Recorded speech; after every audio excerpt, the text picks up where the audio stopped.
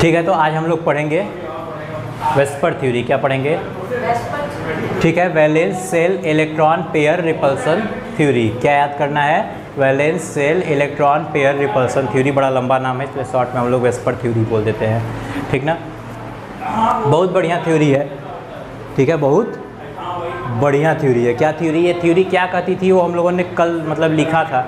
Video वाले नहीं लिखे होंगे तो एक बार मैं फिर से बता दूंगा वेस्पर थ्योरी क्या है, कैसे है। हालांकि एक्सप्लेन आज ही करना था, ठीक है ना? तो वेस्पर थ्योरी को आज हम लोग समझेंगे। ठीक है, तो ये थ्योरी क्या कहती है? ये थ्योरी मेनली, इस थ्योरी का जो काम है वो क्या है? इस थ्योरी का काम है कि ये थ्योरी हमको किसी भी कंपाउंड का बॉन्ड एंगल, क्या बॉन्ड एंगल, और साथ ही साथ बॉन्ड एंगल के साथ ही साथ क्या शेप। ठीक है, ये थ्योरी क्या करती है? बॉन्ड एंगल और शेप को एक्सप्लेन करने का काम करती है। ठीक है ना? तो इस थ्योरी का काम समझ में आ रहा है कि इस थ्योरी की वजह से क्या होता होगा? इस थ्योरी से होता ये है कि कंपाउंड का हमको बॉन्ड एंगल और शेप क्लियर होता है। ठीक है ना? यानी कि अब ये बात दिमाग में बैठ जानी चाहिए कि थ्योरी क्या एक्सप्लेन करती है। This theory explain the shape and bond angle of the compound. कोई दिक्कत? हाँ, क्या बॉन्ड, क्या बॉन्ड एंगल की क्या? अच्छा, बॉन्ड एंगल ये जैसे मान लो H2O को हम लोग बनाते हैं तो हम लोग ऐसा ऐसा बना दिए स्ट्रक्चर, तो दो बॉन्ड के बीच में बनने वाला जो एंगल है, दो बॉन्ड के बीच में बनने वाला जो एंगल है वही एंगल क्या कहलाएगा? Bond angle. क्या कहलाएगा? Bond angle. कितना होता है बताओ? 100? कहाँ पढ़ लिए?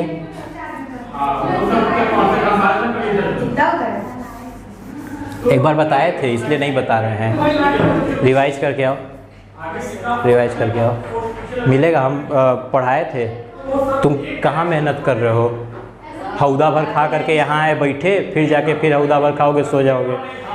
मेहनत करो भाई। तो देखो, वेस्पर थ्योरी क्या करेगी? बॉन्ड एंगल और शेप को बताएगी। क्या करेगी? बॉन्ड एंगल और शेप को बताएगी। ठीक है ना? तो ये थ्योरी कहती क्या है? मतलब अकॉर्डिंग टू दिस थ्योरी ये थ्योरी कहती क्या है? ये थ्योरी कहती ये है कि कोई भी मॉलिक्यूल जब बनता है, कोई भी मॉलिक्यूल जब बनता है, या कोई भी जब कंपाउंड या कोई भी स्ट्रक्चर बन रहा है, तो उसमें होगा क्या कि जो एटम होंगे ना, जो एटम होंगे, जाहिर सी बात है वो एक दूसरे के साथ बॉन्ड बनाए हुए होंगे। ठीक है, मॉलिक्यूल बना है यानी एक दूसरे के साथ बॉन्ड बनाए हुए हैं।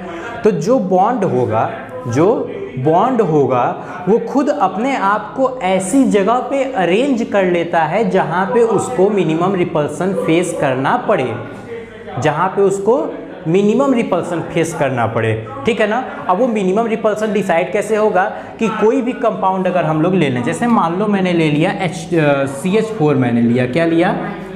CH4। क्या लिया? CH4 ना। अब CH4 अगर है तो CH4 में कार्बन के साथ जो हाइड्रोजन जुड़ रहे हैं, वो अपने आप को ऐसे एंगल पे अरेंज कर लेंगे जहाँ पे उनको मिनिमम रिपल्सन शो करना पड़े। ठीक है ना? एक तरीका देखो CH4 को अरेंज करने का क्या था? ऐसे ऐसे हो जाए एकदम 90 डिग्री पे। ठीक है ना? यानी यहाँ जो बॉन्ड एंगल है वो कितना हो गया? 90 डिग्री। क्या इससे बेहतर कोई और सुझाव नहीं है? क्या इससे बेहतर कोई और सुझाव नहीं है? तो हमें भले ही इससे बेहतर सुझाव ना दिखे। क्यों? क्योंकि हम बहुलट हैं ना, क्योंकि हम ज़्यादा सोचते ही नहीं हैं। ठीक है, इससे भी बेहतर सुझाव एक है जो हम लोग उस दिन बात किए थे, जो मैं बताया था कि ये खूब पत्थर होता है जो उस शेप का होता है, टेट्राहेड्रल शेप का होता है, टेट्रापॉड। बताया, दिखाया भी था फोटो। तो टेट्रापॉड वाला जो शेप है उसमें भी देखो 4 ठो, जैसे यहाँ पर 4 आर्म दिख रहे हैं ना, CH4 के स्ट्रक्चर में देखा जाए तो 4 आर्म दिख रहे हैं। ठीक है, वैसे ही वहाँ पर भी 4 ही ठो आर्म दिखते हैं, लेकिन वहाँ 90 डिग्री से ज़्यादा एंगल बनता है। ठीक है, तो जाहिर सी बात है अगर 90 डिग्री से ज़्यादा एंगल बनेगा यानी कि रिपल्सन कम होगा, क्योंकि ज़्यादा एंगल बढ़ रहा है यानी बॉन्ड के बीच की दूरी बढ़ रही है। जैसे देखो ये दो चीज़ें हैं, ठीक है, इनके बीच में मान लो इस समय 30 डिग्री एंगल है। कितना है? 30 डिग्री एंगल। अब अगर ये एंगल बढ़ जाए, अब ये एंगल बढ़ जाए यानी 30 से बढ़ करके 60 हो जाए। कितना हो जाए? 60। तो अगर ये 60 डिग्री का हुआ यानी ये दोनों बॉन्ड के बीच की दूरी भी तो बढ़ी ना, दूरी बढ़ी, और अगर दूरी बढ़ी यानी कि अब रिपल्सन कम हो गया होगा, हुआ होगा कि नहीं, हुआ होगा ना। तो सेम वही बात है कि यहाँ जब तक ये 90 डिग्री पे अरेंज थे तो रिपल्सन लग रहा होगा कुछ ना कुछ, ठीक है। लेकिन अगर वही एंगल बढ़ जाए यानी ये टेट्रापॉड की तरह अरेंज हो जाए। कैसे?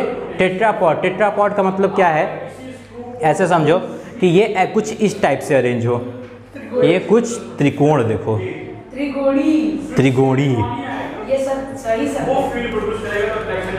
ठीक है। ये कुछ इस टाइप से अरेंज हो जाए, ये कुछ इस टाइप से अरेंज हो जाए, ठीक है। तो इसको हम लोग टेट्रापॉड बोलेंगे। क्या बोलेंगे? टेट्रापॉड। तो देखो यहाँ पर 90 डिग्री से ज़्यादा एंगल देखने को मिल रहा है ना दो बॉन्ड के बीच में। 90 डिग्री क्या होता है, ये होता तो 90 डिग्री होता, लेकिन यहाँ पे ऐसे है ना, तो 90 डिग्री से ज़्यादा है ये एंगल, 90 डिग्री से ज़्यादा एंगल हमको देखने को मिल रहा है, ठीक है ना। यानी रिपल्सन कम हुआ, यानी कि ये वाला ज़्यादा स्टेबल स्ट्रक्चर होगा, ये वाला ज़्यादा स्टेबल स्ट्रक्चर होगा।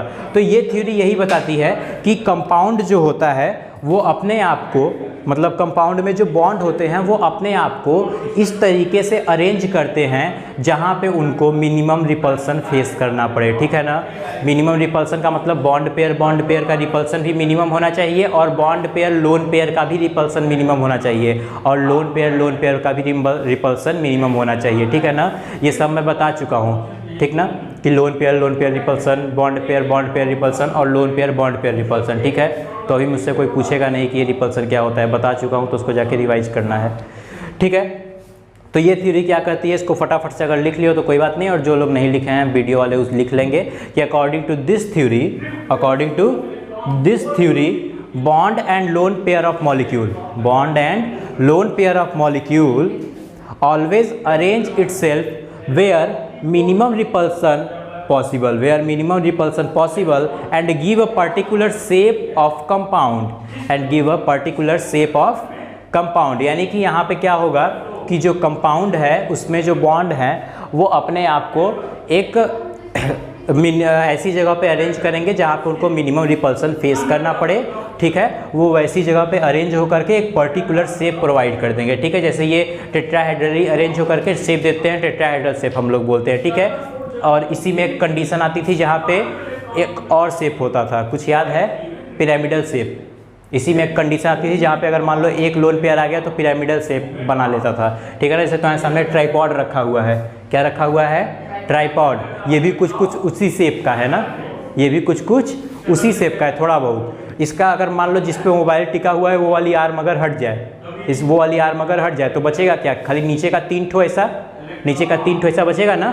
तो वो ट्राइपॉड जो है ये एक्चुअली किस शेप का है, पिरामिडल शेप नहीं बन जाएगा। पिरामिड देखे होगे टीवी में, तो पिरामिडल शेप बनेगा। अच्छा टीवी नहीं, टीवी होता है, लेकिन हम लोग चूँकि देहात वाले तो टीवी लागल बा का, तो टीबी सुन लेते हैं। टीबी एक्चुअली बीमारी होती है, ट्यूबरकुलोसिस। बैक्टीरियल डिजीज है कि वायरल? कौन सा बैक्टीरिया? अच्छा ऐसा ही कुछ है, बैक्टीरिया के नाम पर इसका नाम है, पता करना बैक्टीरिया का नाम, ठीक है।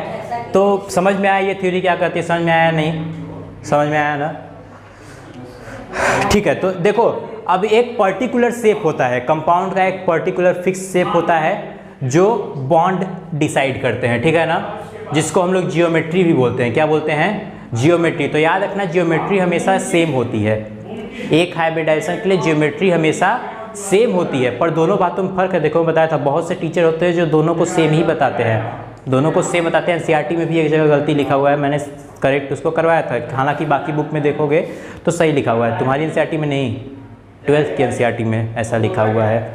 एक ही जगह गलती किया हुआ है, हालांकि एनसीईआरटी में भी बाकी जगह सही लिखा हुआ है, एक जगह उसने गलती किया है। तो जियोमेट्री और शेप में देखो क्या फ़र्क होता है। जियोमेट्री जो होगी वो कभी नहीं चेंज होगी, ठीक है। जैसे हम लोगों ने अगर बोला कि sp3 के लिए जियोमेट्री होती है टेट्राहेड्रल, क्या होती है? टेट्राहेड्रल। तो जियोमेट्री उसकी हमेशा टेट्राहेड्रल ही होगी, ठीक है ना, लेकिन शेप बदलता रहेगा। शेप अगर लोन पेयर नहीं है तब तो टेट्राहेड्रल ही होगा, अगर लोन पेयर नहीं है तो टेट्राहेड्रल ही होगा, लेकिन अगर लोन पेयर आ गया तब जो शेप है वो बदलता रहेगा। अब वो डिपेंड करेगा कितना लोन पेयर आया, अगर एक लोन पेयर आया तो शेप हो जाएगा पिरामिडल, 2 लोन पेयर आया तो शेप हो जाएगा बेंड, ठीक है ना, देख करके 2 लोन पेयर आया तो शेप हो जाएगा बेंड, ठीक है। और 3 लोन पेयर आया तब आएगा ही नहीं, बताया था ये भी कि 3 लोन पेयर आएगा ही नहीं इस केस में, ठीक है ना। 3 लोन पेयर कहाँ आता है वो भी हम लोग पढ़े थे। और वहाँ 3 लोन पेयर आता था तो क्या शेप होता था, लीनियर शेप होता था। क्या होता था, लीनियर। क्यों होता था, ये जो मैं बनाया हूँ ना, जो भी अगर तुम रिवाइज नहीं कर रहे हो, अगर घर जाके रिवाइज करो तो जो भी चीज़ पढ़ रहे हो ना उसके साथ मैंने ज़रूर एक ना एक फिगर बनाया रहा होगा, उस फिगर को एकदम दिमाग में बैठा हो, ठीक है। जो भी मैं बात बोल रहा हूँ उसके साथ वो फिगर याद आना चाहिए। अगर वो फिगर याद आ गया तो तुम बता लोगे। जैसे मैंने 3 लोन पेयर की बात की, 3 लोन पेयर आया था तो याद करो ऐसा कुछ फिगर बना था, ऐसा ऐसा। एक लोन पेयर यहाँ था, एक लोन पेयर यहाँ था और एक लोन पेयर यहाँ था, ऐसा ही फिगर बना था ना। तो ये लीनियर शेप आया था। कैसा आया था, लीनियर शेप। तो यही था। और ऐसा केस कहाँ होता है, उसमें एग्जाम्पल भी एक को लिखवाया था, I3 माइनस ना।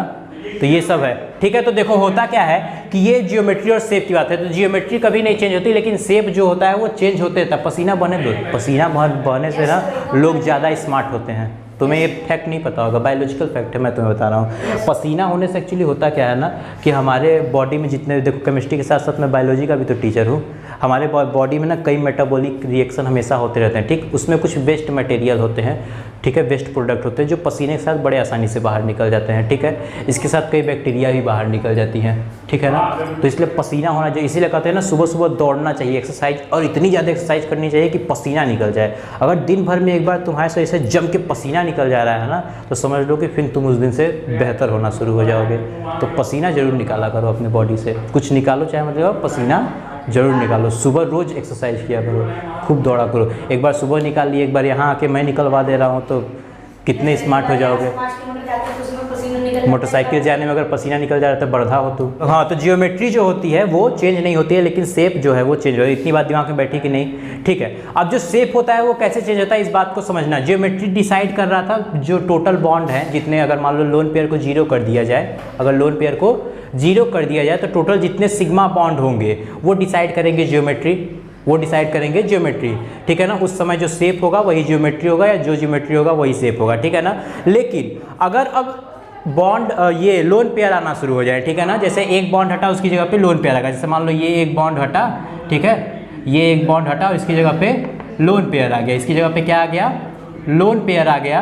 तो अब हम लोग क्या बोलेंगे, अब हम लोग क्या बोलेंगे कि अब वो शेप नहीं रह गया इसका। पहले इसका शेप हुआ करता था कैसा, टेट्राहेड्रल, ठीक है, जो इसकी जियोमेट्री भी थी, लेकिन अब इसका वो शेप नहीं रह गया। अब इसका शेप कैसा हो गया, पिरामिडल शेप हो गया, ठीक है। मैंने एक बस एग्जांपल लिया है sp3 का, ऐसा ही हर केस में होगा, ठीक है। तो ध्यान से इस बात को समझना कि जो शेप है वो बदल गया ना। पहले शेप था टेट्राहेड्रल और अब शेप हो गया पिरामिडल। अगर अभी एक और लोन पेयर रह जाए तो शेप हो जाएगा बेंट, यानी कि शेप जो है वो बार बार बदल रहा है। तो शेप क्यों बदल रहा है, क्योंकि लोन पेयर आ रहा है, ठीक है ना।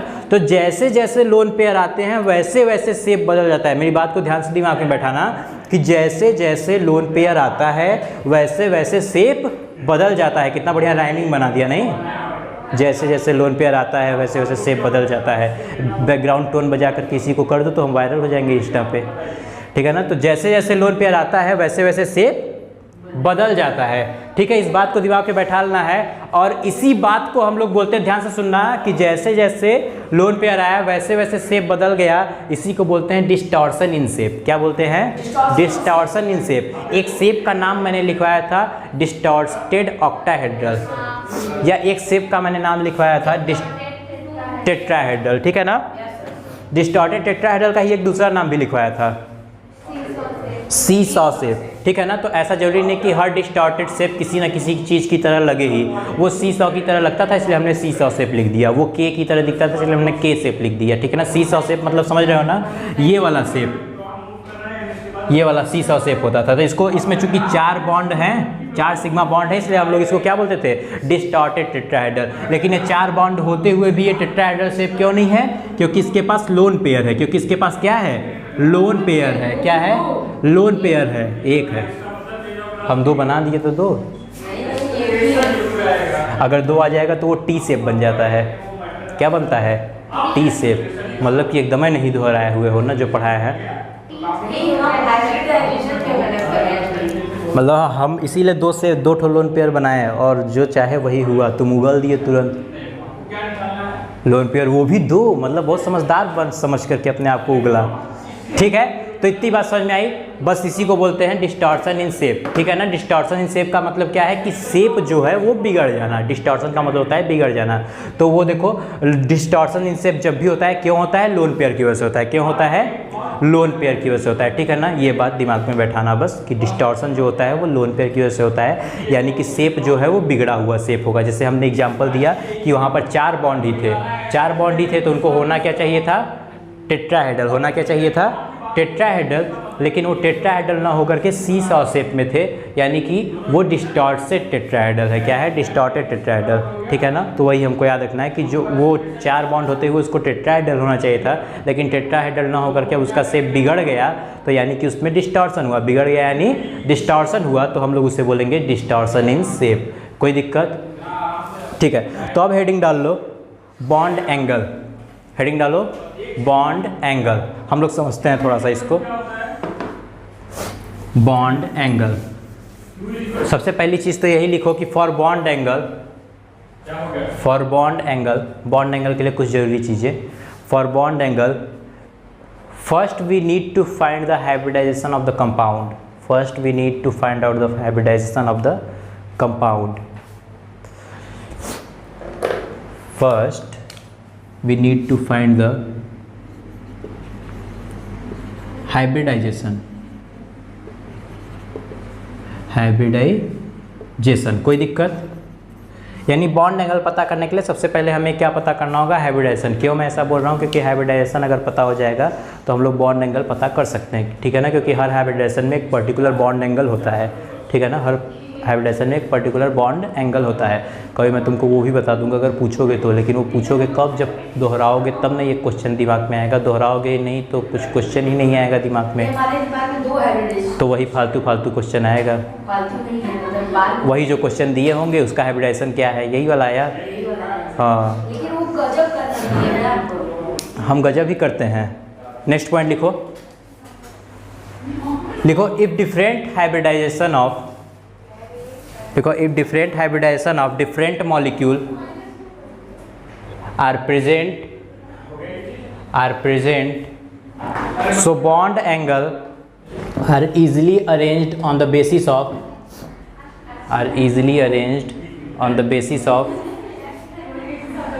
hybridization, ठीक है। इसमें ये बात कही गई कि अगर कोई, हमको मान लो डिफरेंट मॉलिक्यूल दिए गए हैं ना, कोई मान लो कंपाउंड ये ए है या मॉलिक्यूल ए है, और ये कोई कंपाउंड इलेक्ट्रॉन की जब ड्रिफ्ट की बात करें क्या है, बी है, ठीक है ना। तो हम लोगों को क्या करना होगा, मान लो अगर इसके बॉन्ड एंगल को अरेंज करना हुआ, क्या करना हुआ, बॉन्ड एंगल को अरेंज करना हुआ। एक्चुअली हम बॉन्ड एंगल अगर टॉपिक डलवाए हैं तो ये बिल्कुल मत उम्मीद करना कि मैं ये बताऊंगा कि बॉन्ड एंगल क्या होता है, क्योंकि वो तो मैं बता दिया ऐसे ही थ्योरेटिकली, ठीक है ना। 2 बॉन्ड के बीच का एंगल जो होगा वही बॉन्ड एंगल होगा, तो वो मुझे बताने की ज़रूरत नहीं है। मैं ये बता रहा हूँ कि कैसे ये यहाँ से जो क्वेश्चन आने वाले हैं तुम्हारे कंपटीशन में या ऑप्शन में जो भी, उसके साथ तुम कैसे फेस करोगे उसको, ठीक है ना।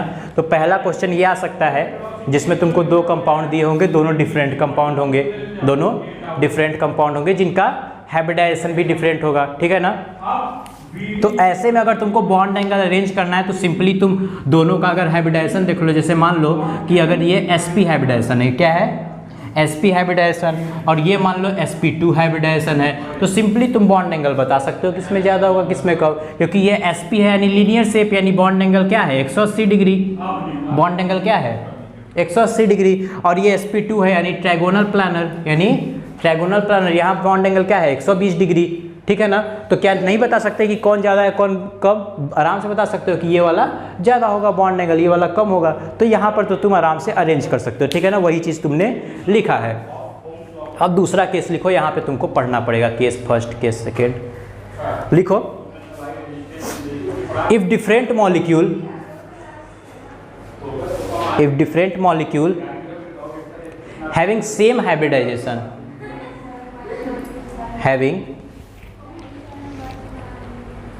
सेम हाइब्रिडाइजेशन, ब्रैकेट में लिख लो, ब्रैकेट में लिखो sp3, ठीक है, sp3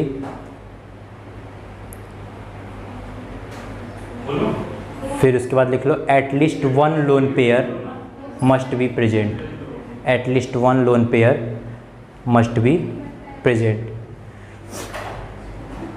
फिर पहले इसको पूरा लिख लेते हैं फिर समझा देंगे, ठीक है ना। पहले नीचे लिख लो केस फर्स्ट, नीचे लिख लो केस फर्स्ट, उसके बाद नीचे लिख लो केस फर्स्ट। लिखो when a different molecule having, पहली केस लिखो when a different molecule having, when a different molecule having same hybridisation, having same hybridisation, having same hybridisation, फिर कॉमा देके लिखना same side atom, same side atom, same side atom, फिर लिखना and same number of lone pair electron, same number of lone pair electron, lone pair electron but different central atom, but different central atom. So के बाद अब नीचे लिखो, इस ऐसी case में क्या होगा कि जो बॉन्ड एंगल है, जो बॉन्ड एंगल है वो डायरेक्टली प्रोपोर्शनल होगा इलेक्ट्रोनेगेटिविटी, इलेक्ट्रोनेगेटिविटी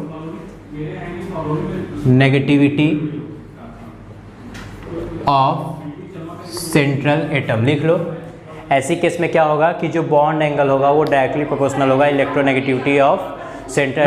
तो बॉन्ड एंगल जो होगा वो किसके डायरेक्टली प्रोपोर्शनल होगा, इलेक्ट्रोनेगेटिविटी, किसकी इलेक्ट्रोनेगेटिविटी, सेंट्रल एटम की। इस बात को समझ लो क्या लिखा हुआ है, देखो इसी के नीचे एक पॉइंट लिखो,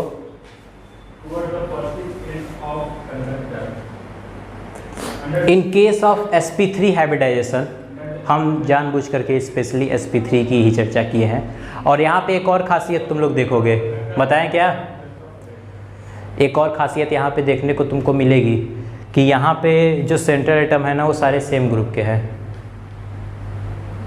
सेम ग्रुप के हैं, दिख रहा है ना, दिख रहा है ना, सारे सेम ग्रुप के हैं, ठीक।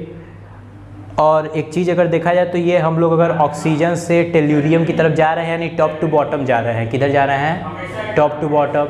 जैसे जैसे हम लोग टॉप टू बॉटम आएंगे साइज बढ़ेगी, बढ़ेगी कि नहीं बढ़ेगी, बढ़ेगी ना। यहाँ पे बॉन्ड एंगल के डिक्रीज होने का एक और रीज़न है कि साइज बढ़ जाती है। बॉन्ड एंगल जो है वो क्यों डिक्रीज होता है, इसका एक और रीज़न है कि साइड जो है वो बढ़ जाती है। ध्यान से सुनना कैसे, जैसे देखो ये मान लो ऑक्सीजन है जो हाइड्रोजन के साथ बॉन्ड बनाया होगा, मान लो ये है कंपाउंड, ठीक है ना, ये हुआ कंपाउंड, इसमें यहाँ पर इलेक्ट्रॉन और यहाँ पर इलेक्ट्रॉन ऐसे ही होंगे। ध्यान से समझना मेरी बात को, ठीक है ना। अब वही मैं मान लो लास्ट वाले को बता रहा हूँ, टेल्यूरियम, ये मान लो टेल्यूरियम है, ये बनाया है हाइड्रोजन के साथ बॉन्ड, ये बनाया है हाइड्रोजन के साथ बॉन्ड। चूँकि टेल्यूरियम उससे बड़ा है तो बड़ा बॉन्ड बनाएगा, बनाएगा ना, बड़ा है तो बड़ा बॉन्ड बनाएगा। अब इसमें जो इलेक्ट्रॉन होंगे वो ऐसे होंगे, अरेंज होंगे कि नहीं होंगे, होंगे ना, कोई दिक्कत।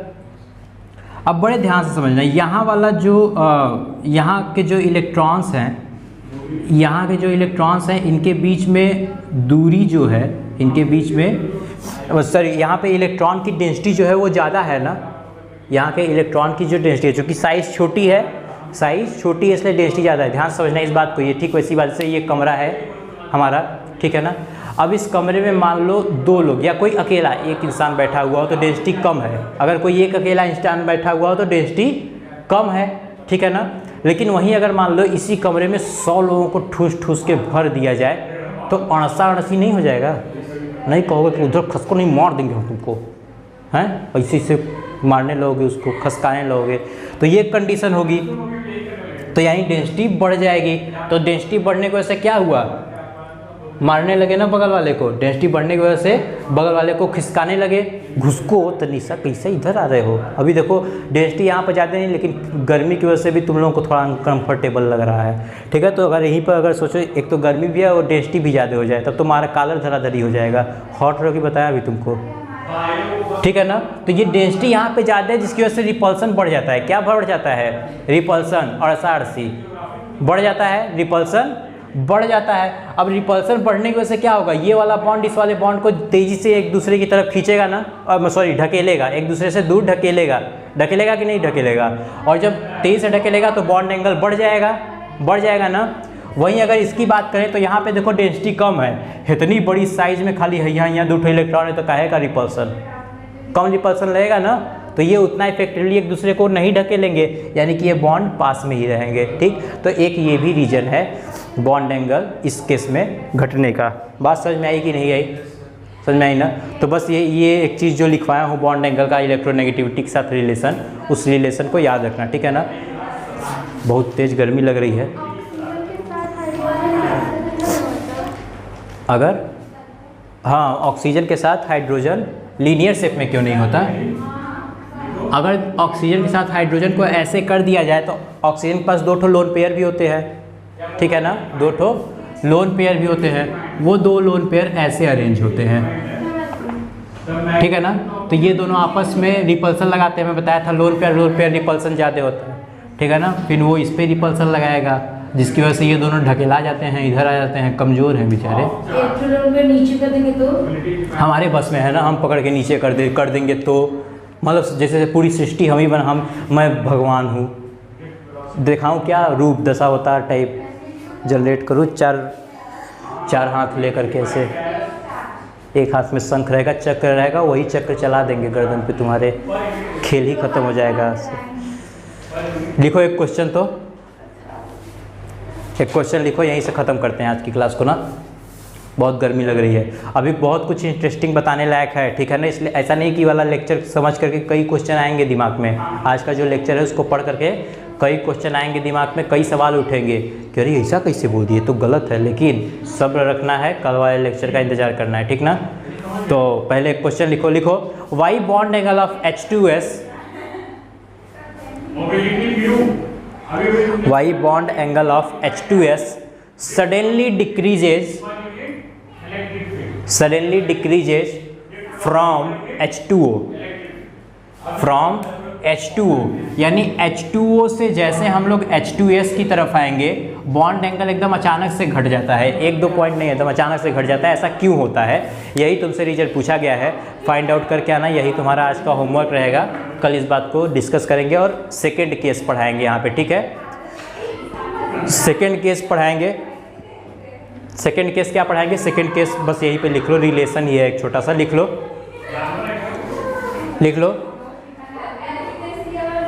लिखो कि bond angle is directly proportional to size of side atom. Bond angle is directly proportional to size of side atom. Size of side atom, bond angle is directly proportional to size of side atom. इसको explain करेंगे, ठीक है ना। एक चीज़ और लिख लो कि bond angle is directly proportional to, bond angle is directly proportional to percentage of S। एक मिनट,